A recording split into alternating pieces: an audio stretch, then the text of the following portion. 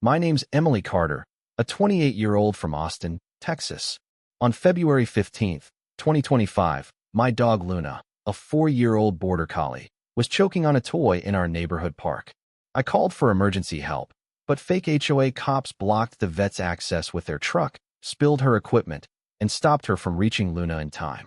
Luna died in my arms, and now I'm fighting for justice, suing the scammers who cost her life. This is my story, told on HOA Karen Files. If you've ever lost a pet because of someone's cruelty, tell me in the comments. I'll read every one. Don't forget to subscribe and hit the bell for more. Let me take you through that night and how we're making sure this never happens again.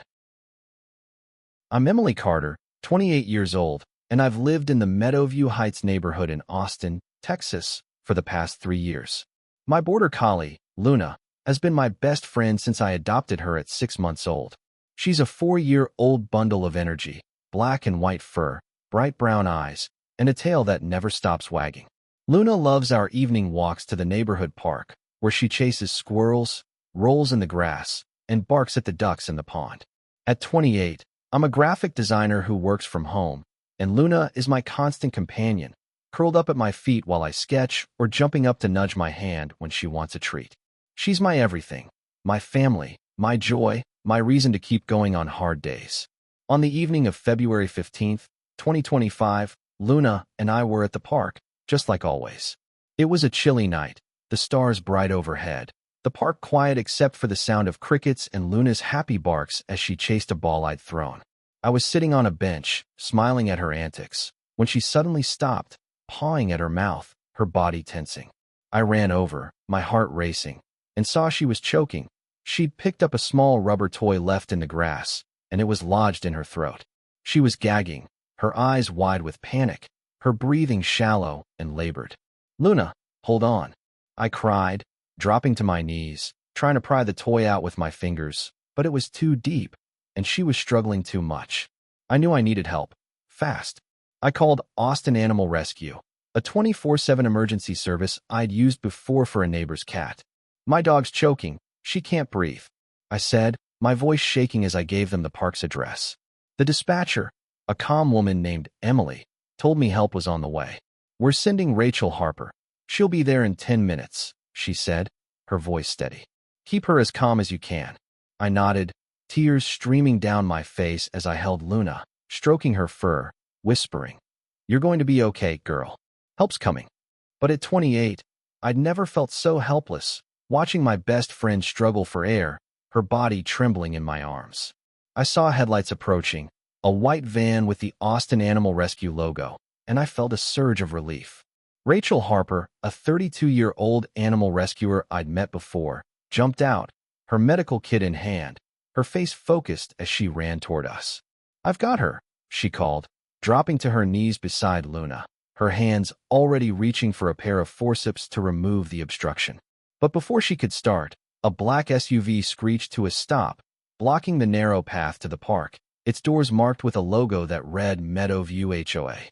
2 men stepped out, wearing dark vests with HOA security in bold letters. The leader, a 40-year-old named Brian Mitchell, carried a flashlight, his expression cold, while the other, a 35-year-old named Kevin Holt, stood with his arms crossed, his posture aggressive. "You can't be here," Brian shouted, pointing his flashlight at Rachel, his voice booming through the quiet night. "This is private property, no unauthorized vehicles." I stood up, Luna still gasping in my arms, my voice desperate.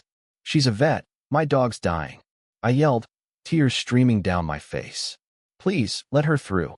Rachel held up her badge, her voice firm but urgent. "I'm with Austin Animal Rescue. This is an emergency," she said, trying to move past the SUV, her kit in hand.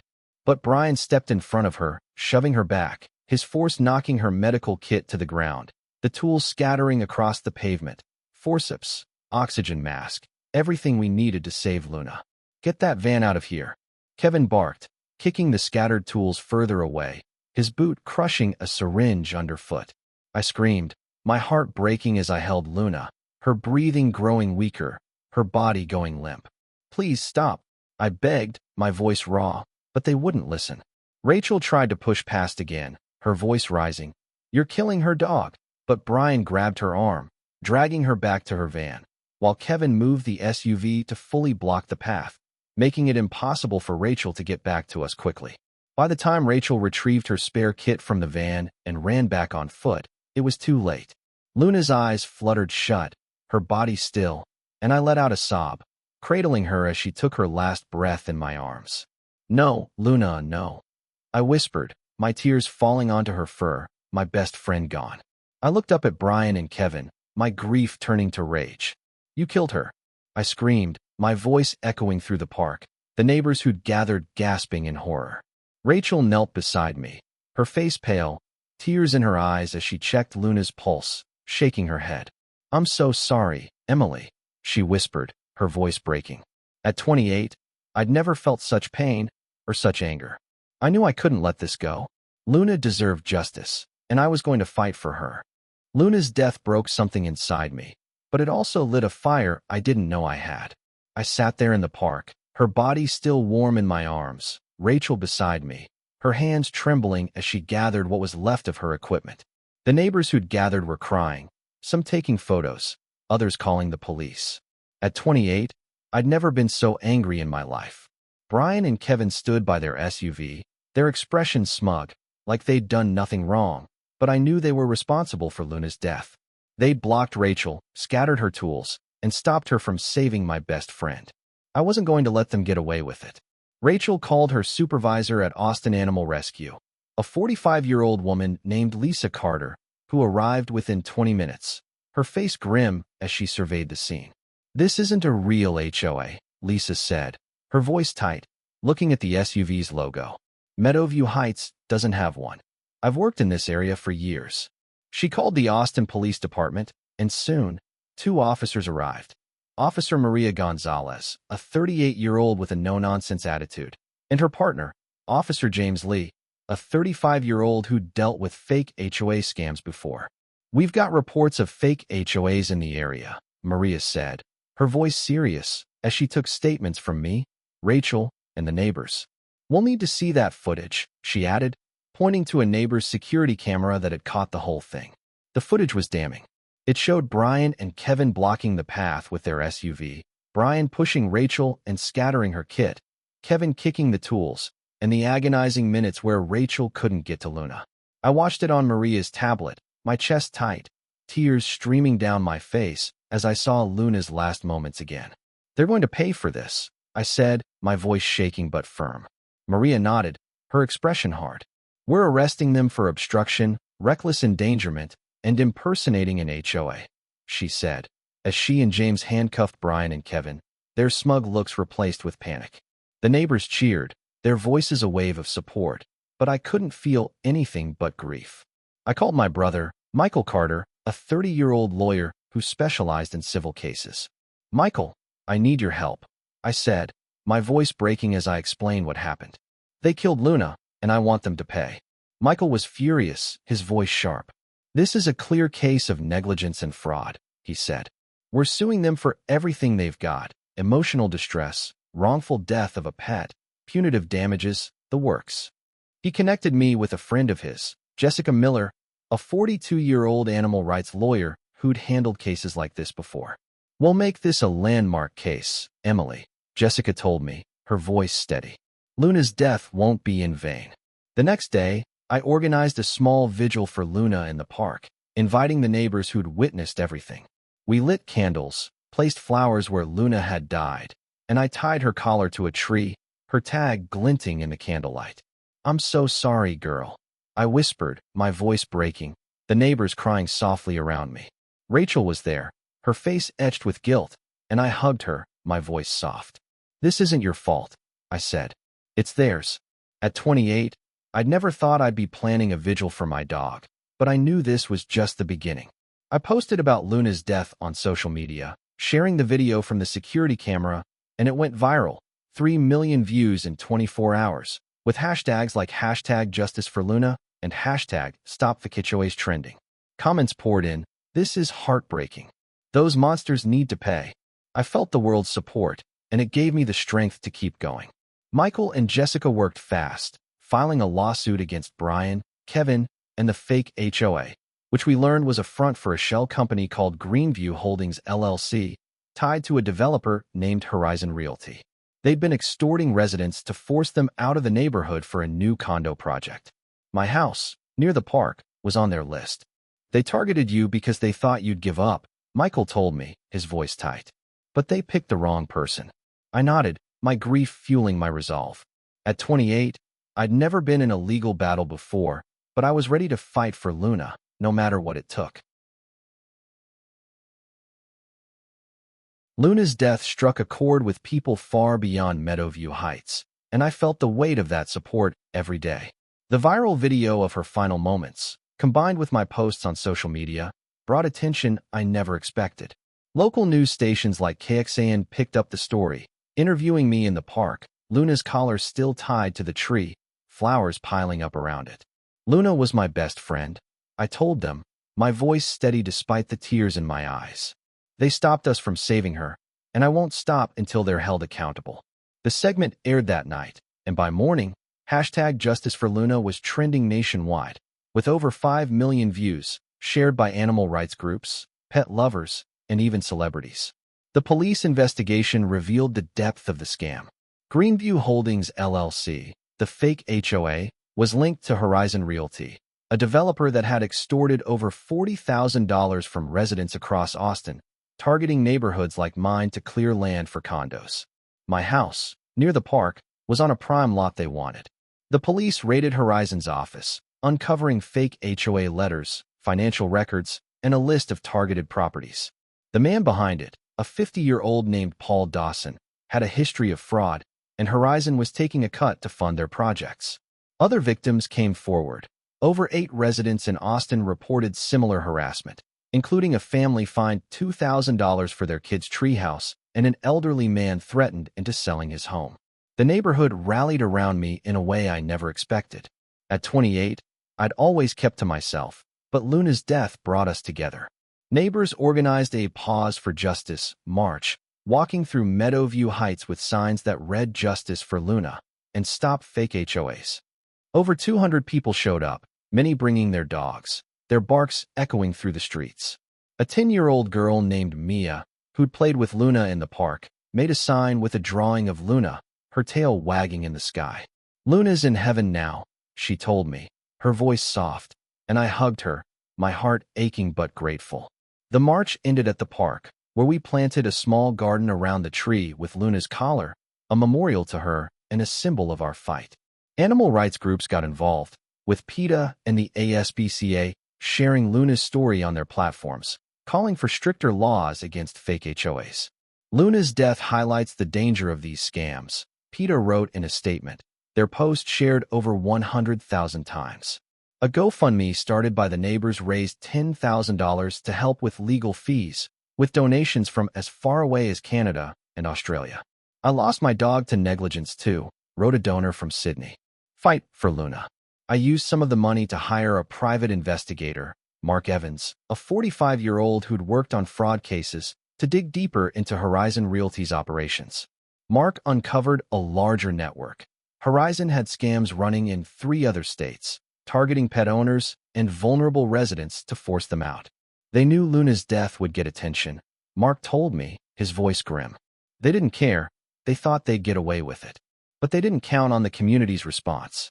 Local businesses donated to the cause. A pet store owner named Clara, 50, offered free supplies for the garden, and a lawyer named Tom Rivera, a 55-year-old veteran I'd read about in another HOA Karen File story, sent a message of support. "I fought for my therapy dog, Max," he wrote. "Now I'm with you for Luna." His words gave me strength, reminding me I wasn't alone. Every evening, I'd sit by Luna's tree, the garden blooming with daisies and lavender, talking to her like I used to. "We're fighting for you, girl." I'd whisper, my fingers on her collar, the neighbors' support a constant comfort. Michael and Jessica were building a strong case, and the community's outrage was growing. At 28, I'd never thought I'd be leading a movement, but Luna's death had sparked something bigger than me, and I wasn't going to stop until we had justice. The weeks after Luna's death were a whirlwind, but I could feel the momentum building. The Austin PD, working with the Texas Attorney General's office, used the security footage and Mark's investigation to build a case against Horizon Realty. They'd been running the scam for 2 years, extorting over $70,000 from homeowners across Texas, with Paul Dawson at the helm. The investigation expanded, uncovering Horizon's operations in Oklahoma, Louisiana, and New Mexico, leading to a multi-state indictment for racketeering, wire fraud, and conspiracy. Knowing how many people they'd hurt fueled my anger, but it also made me more determined to see this through, for Luna, for me, for everyone they'd targeted. Luna's story went national, and I wasn't ready for that kind of spotlight. At 28, I'm used to working behind a computer, not speaking on camera, but the viral video, combined with the KXAN segment, caught the attention of outlets like NBC News and CBS Evening News. They invited me to appear on CBS Evening News, and I flew to New York with David, a small photo of Luna set up on the studio desk. Luna was my family. I told the anchor, my voice trembling but clear, the garden in the park shown on screen behind me. They stopped us from saving her, and I won't stop until they're held accountable. The segment sparked a wave of outrage, with viewers flooding Horizon's office with calls and emails, demanding justice. Back in Austin, the community turned Luna's garden into a symbol of resilience. Local schools organized Pause for Change events, where students raised awareness about pet safety and scams, Luna's story inspiring a wave of activism. A group of high schoolers started a Luna's Legacy Club, creating flyers with tips on spotting fake HOAs, which they handed out at pet stores and vet clinics. Emily showed us we can fight for what matters, one of the students told KXAN during a follow-up story. The club raised $3,000, which they donated to Austin Animal Rescue, helping save more pets like Luna. The trial against Paul Dawson was a media frenzy, and I testified, David and Jessica by my side. I sat on the stand, my hands folded, my voice steady as I recounted that night. They blocked Rachel with their truck, scattered her tools, and stopped her from saving Luna. I said, my eyes on Paul, who sat at the defense table, his face pale. My dog died because of them. The prosecution played the security footage, the jury watching as Brian pushed Rachel, Kevin kicked the tools, and Luna's final moments unfolded. The evidence was irrefutable, and after a 4-day trial, Paul was found guilty on all counts, sentenced to 12 years in prison. Brian and Kevin took plea deals, testifying against Paul for 4-year sentences each, with orders to pay restitution. Horizon Realty settled the lawsuit for $1.5 million, with the money distributed among the victims. I used my share to create the Luna Tran Memorial Fund to help pet owners with emergency vet care, keeping Luna's memory alive in every life we saved. At the fund's launch, I planted a new lavender bush in the park's garden, Rachel by my side. The neighborhood gathered around. This is for you, Luna, I said, my voice soft, tears in my eyes as the crowd clapped. The garden was named a local landmark, with a small sign that read, Luna's Garden, a legacy of love. At 28, I'd never thought I'd see something so beautiful come from so much pain, but it did. The aftermath of the trial had a ripple effect. Horizon was fined $3 million, their assets seized to compensate victims, and the multi-state investigation led to dozens of arrests. Texas lawmakers introduced a bill called Luna's Law, making it a felony to impersonate an HOA with intent to defraud, with specific protections for pet owners. Emily Tran showed us what's at stake, a state senator said at a press conference, holding up a photo of Luna. We're fighting for every pet, every family, every community out there. Back in Austin, the community turned Luna's garden into a symbol of resilience. Local schools organized Pause for Change events, where students raised awareness about pet safety and scams, Luna's story inspiring a wave of activism. A group of high schoolers started a Luna's Legacy Club, creating flyers with tips on spotting fake HOAs, which they handed out at pet stores and vet clinics. Emily showed us we can fight for what matters, one of the students told KXAN during a follow-up story. The club raised $3,000, which they donated to Austin Animal Rescue, helping save more pets like Luna. The trial against Paul Dawson was a media frenzy, and I testified, Michael and Jessica by my side. I sat on the stand, my hands folded, my voice steady as I recounted that night. They blocked Rachel with their truck, scattered her tools, and stopped her from saving Luna. I said, my eyes on Paul, who sat at the defense table, his face pale. My dog died because of them. The prosecution played the security footage, the jury watching as Brian pushed Rachel, Kevin kicked the tools, and Luna's final moments unfolded.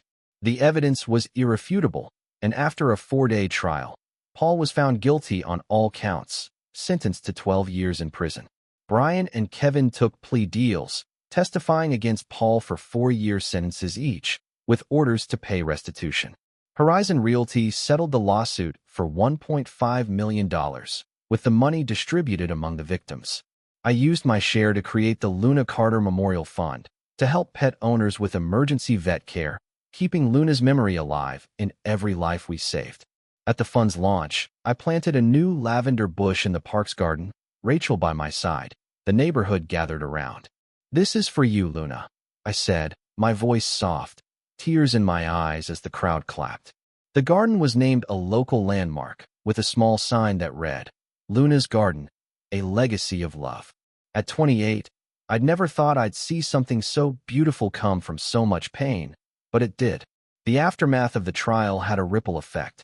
Horizon was fined $3 million, their assets seized to compensate victims, and the multi-state investigation led to dozens of arrests. Texas lawmakers introduced a bill called Luna's Law, making it a felony to impersonate an HOA with intent to defraud, with specific protections for pet owners. Emily Carter showed us what's at stake, a state senator said at a press conference, holding up a photo of Luna. "We're fighting for every pet, every family, every community out there." The morning of April 8, 2025, dawned crisp and clear, the kind of spring day Luna would have loved, perfect for chasing squirrels or rolling in the grass. I stood in Meadowview Heights Park, my boots sinking slightly into the soft earth near the oak tree where everything had changed. 2 months ago, on February 15th, I'd lost my best friend, my 4-year-old border collie, Luna, to the cruelty of fake HOA scammers. At 28, I'd never felt pain like that, but today, I was here for something different, not to grieve, but to begin building something lasting.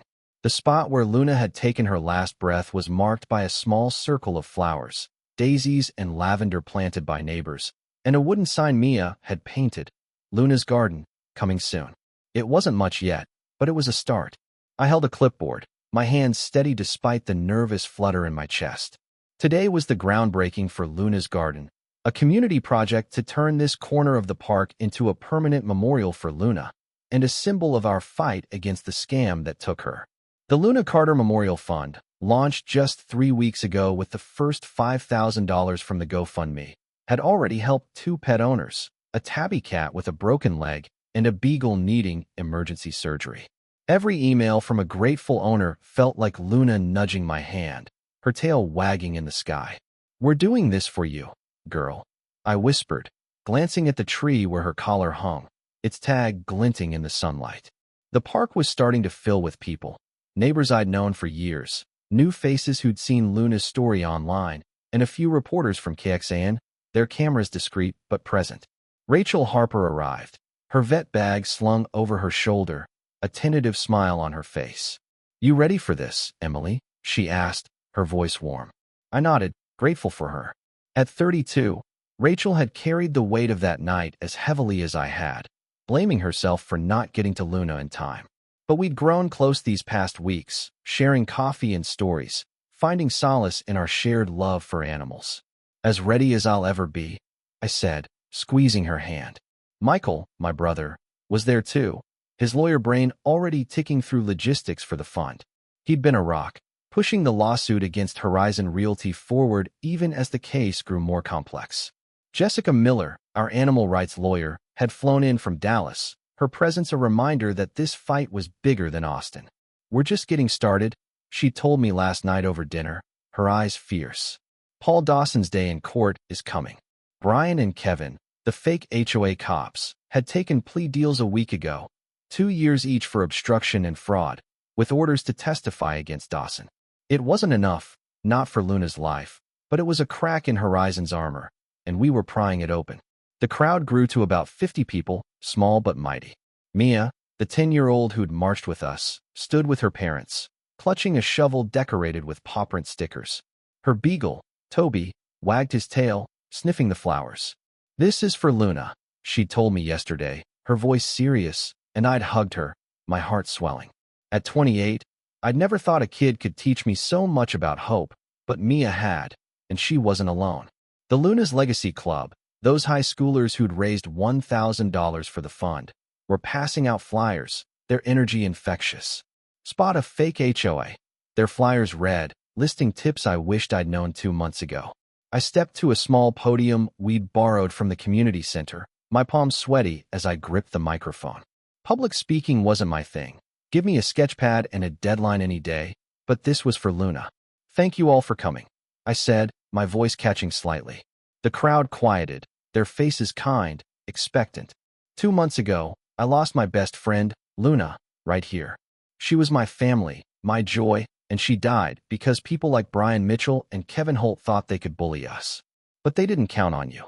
I paused, my eyes finding Rachel, then Michael, then Mia. Today, we're breaking ground on Luna's Garden, a place to remember Luna, to heal, to fight for every pet and every person who's been hurt by scams like this. The Luna Carter Memorial Fund is already saving lives, and we're pushing for Luna's Law to make sure this never happens again. The crowd clapped, their applause steady, and I felt a warmth spread through me, like Luna's fur against my cheek. "This isn't the end," I said, my voice stronger. "It's the first step. For Luna, for all of us." Mia handed me the shovel, her grin wide, and together, we dug into the earth, the crowd cheering as dirt flew. Rachel joined us, then Michael, then neighbors, each taking a turn, their laughter mixing with the sound of barking dogs. The reporters snapped photos, and I knew the headline would spread. "Community honors Luna with new garden." It wasn't finished. There'd be months of planting, fundraising, building. But this moment, this dirt under my nails, felt right. After the ceremony, we gathered around tables set up with lemonade and cookies, donated by Clara's pet store. I sat with Rachel, watching kids chase dogs across the grass, their giggles echoing. "Feels like Luna's here," Rachel said, her voice soft, and I nodded, my throat tight. "She is," I said, pulling out my phone to show her a new design I'd sketched, a logo for the fund, Luna's silhouette against a lavender bloom. "What do you think?" I asked, and Rachel's eyes lit up. "It's perfect, Emily. She'd love it." Michael joined us, his phone buzzing with updates from the DA's office. "They're building a strong case against Dawson," he said, his voice low. "Wire fraud, racketeering, the works. We're looking at a trial by summer." I nodded, my jaw tight. Justice was coming, but it couldn't bring Luna back. Still, every step forward felt like a promise kept. "Thanks, Michael," I said, my hand on his arm. "For everything." He smiled, his eyes soft. "Always am." As the sun dipped low, I walked to the tree alone, the crowd thinning out. Luna's collar swayed gently, and I touched it, my fingers tracing her name. Grief still hit me hard. Last week, I'd cried finding her favorite ball in the yard, but today, I felt something else too. Hope, maybe, or purpose. "We're not done, girl," I whispered, my voice steady. "We're just starting."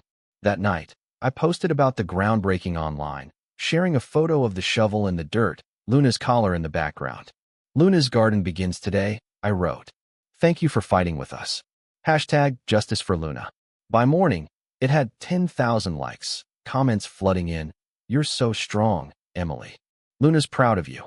I read every one, my heart full, knowing Luna's story was still growing, reaching people I'd never meet. At 28, I'd lost my best friend, but I'd found something too. A community, a cause, a reason to keep going.